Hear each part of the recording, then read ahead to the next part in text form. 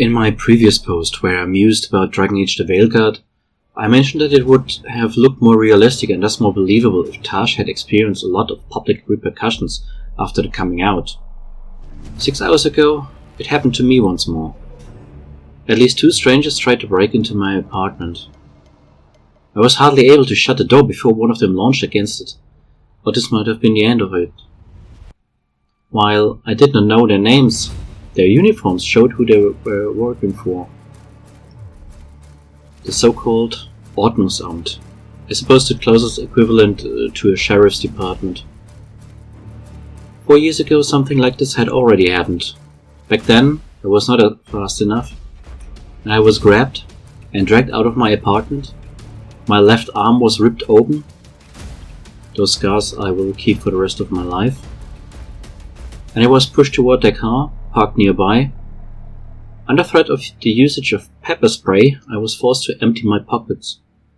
Then they twisted my arms back, causing chronic, still impeding pain between my shoulder blades. They forced me into their car and drove me to an insane asylum.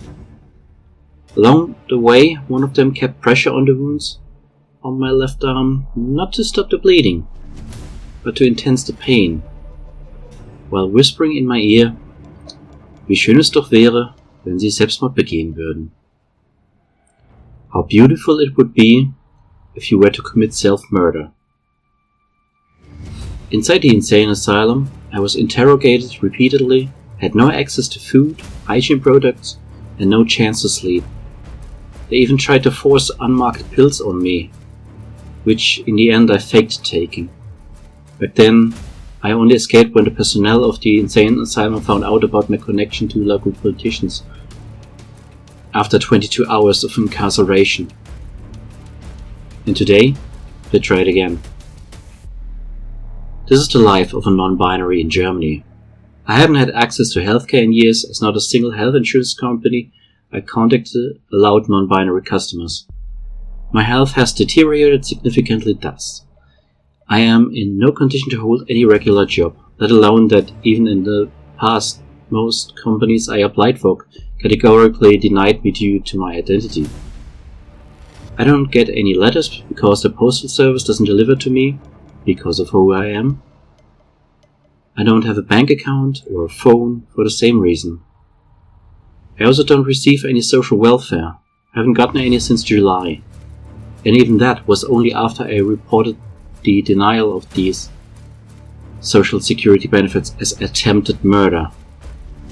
I tried the same in October, but this time it didn't work. They contacted me a few days later, yes, but only with the message that they denied payment. And then today, yet another assault. There were so many I have lost count years ago. The hatred never stops. The police never protects. The last time I talked to police and mentioned an attempt at my life 2.5 years ago, the reply I got was, bei Leuten wie Ihnen ist das ja kein Verbrechen. With people like you, that wouldn't be a crime. That's normalcy for a non-binary in Germany.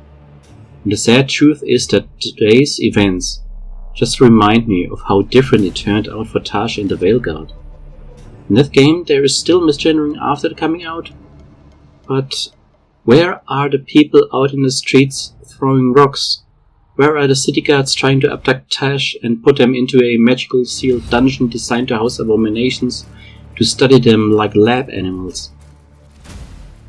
The creators of this game made the world of Taash, or especially its people, appear so much nicer than the average in our real world that, unfortunately, it comes off as completely unrealistic.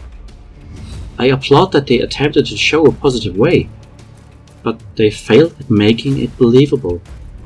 Brooke should have options to be cruel against Taash. If all available options regarding the coming out end up as being accepting and nice, being nice is no longer a choice, but a constraint. Irredeemably evil people exist in the real world. They are a detriment to society, but they have to be dealt with through laws and through international agreements like the Universal Declaration of Human Rights. Haters can be dangerous, and they need to be stopped when they harm other people. But even those people that try to kill me, or at least wish to see me and all other non-binary people dead have a right to such an opinion, just as I am of the opinion that the violent among them need to be put behind bars. The gender situation in the Veilguard, though, appears way too nice to be believable for a reflection of human, and human-like species, behavior. So unfortunately, in this regard, it totally breaks immersion.